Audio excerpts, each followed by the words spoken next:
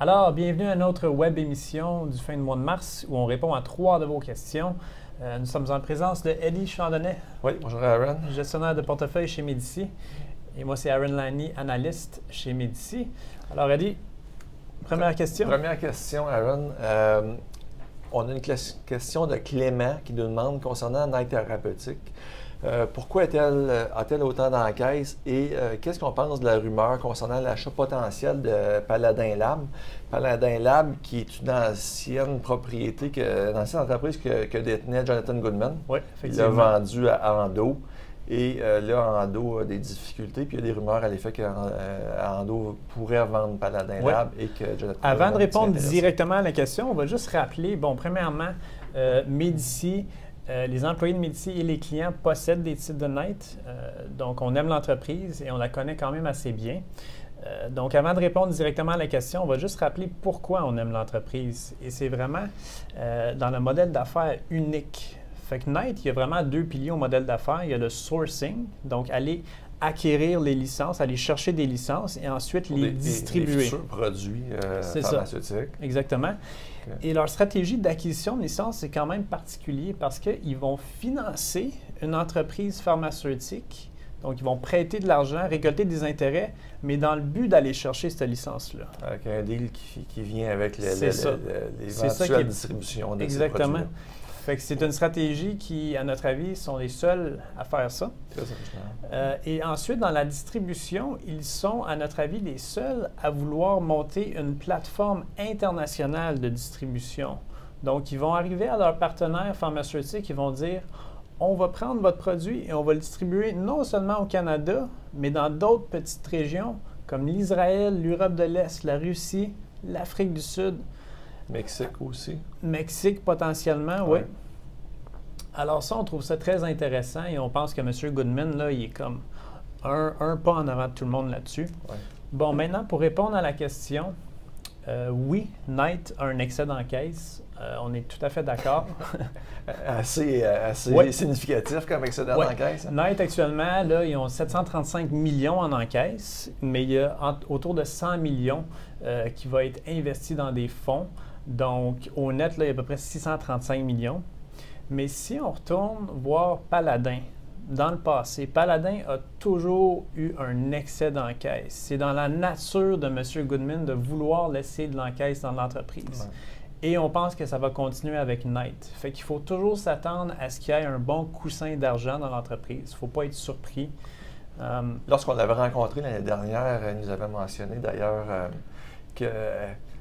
il est pratiquement allergique à la dette, donc faut s'attendre qu'il y ait toujours une réserve. C'est ça.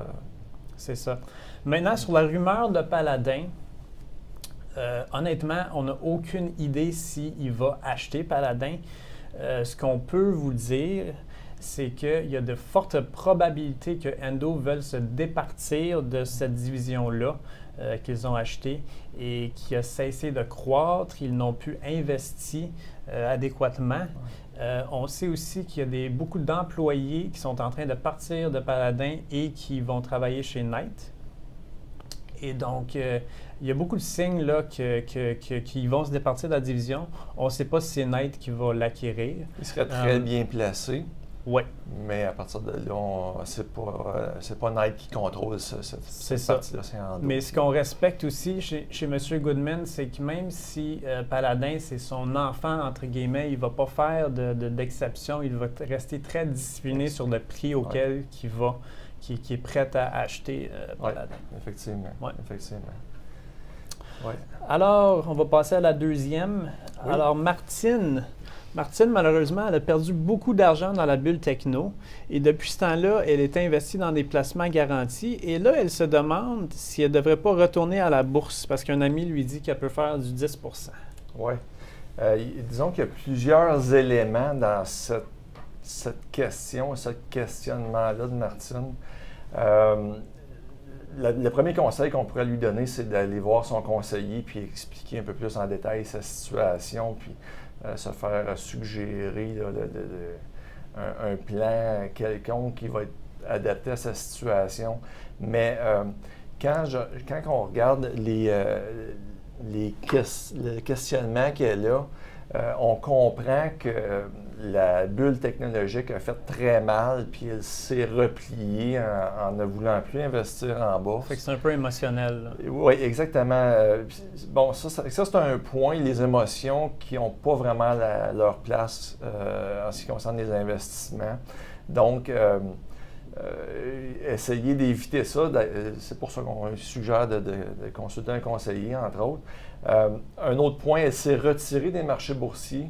Une erreur fréquente des investisseurs, c'est de rentrer et de sortir des marchés boursiers, d'essayer de prévoir une prochaine crise. Puis ça, il y a des études qui ont été faites de Dalbar qui dit que si vous essayez de timer le marché, vous vous privez d'un rendement de 3 à 4 par année. C'est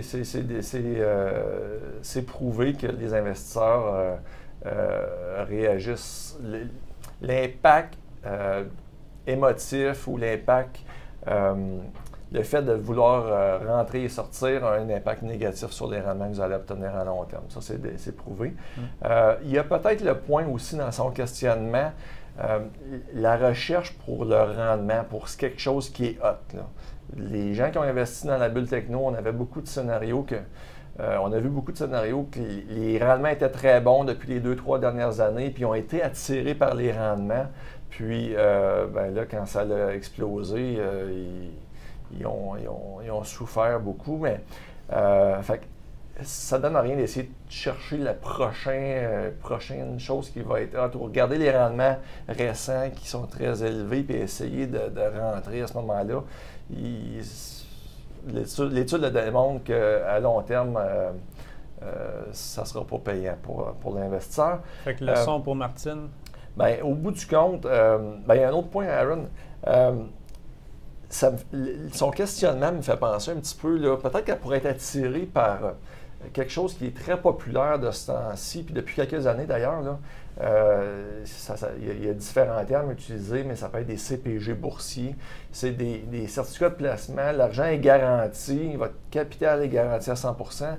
Puis ce qui est présenté, c'est de profiter du marché boursier en ayant votre capital garanti. C'est très attirant, puis Martine serait probablement une candidate très intéressée par ce genre de produits-là. Mais on a regardé ces produits-là, puis on a regardé le rendement potentiel, puis les frais très élevés. Puis dans la très, très grande majorité du temps, c'est un produit à éviter. Mais on va revenir en détail. Tu vas faire une capsule vidéo. Dans une prochaine capsule, okay. On va aller plus en détail dans ces produits-là. Puis si c'est quelque chose, un questionnement qui vous a déjà venu à l'idée d'investir dans ce genre de produits-là, je pense que vous allez trouver la capsule très intéressante. OK. Ben, on va passer à la dernière. Oui, prochaine question, si tu veux.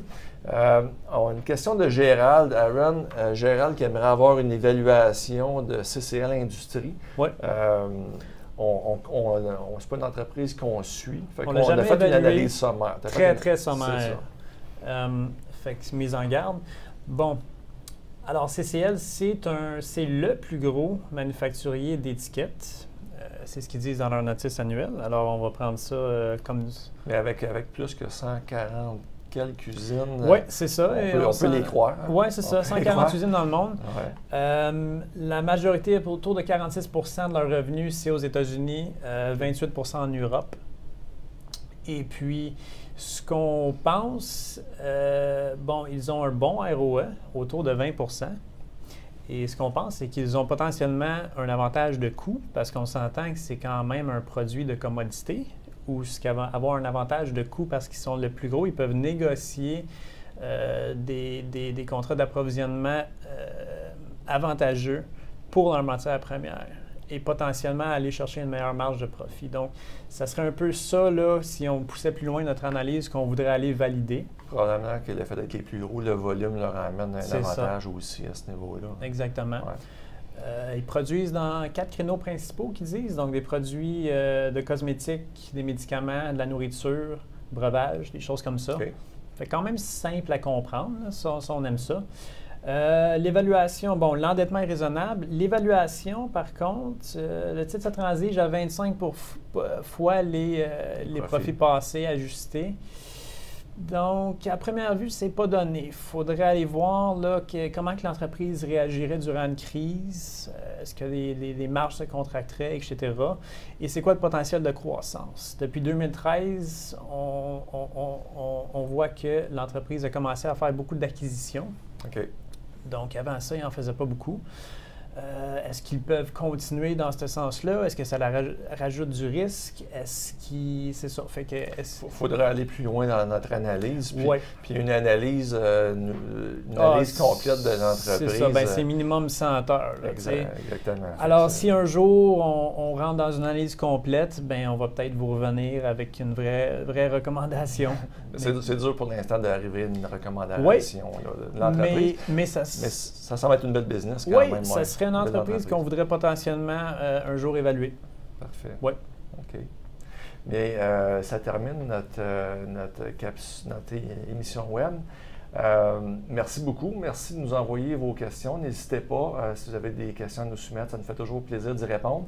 Vous pouvez nous soumettre les informations à info@gpsmedici. Merci, Aaron. Merci.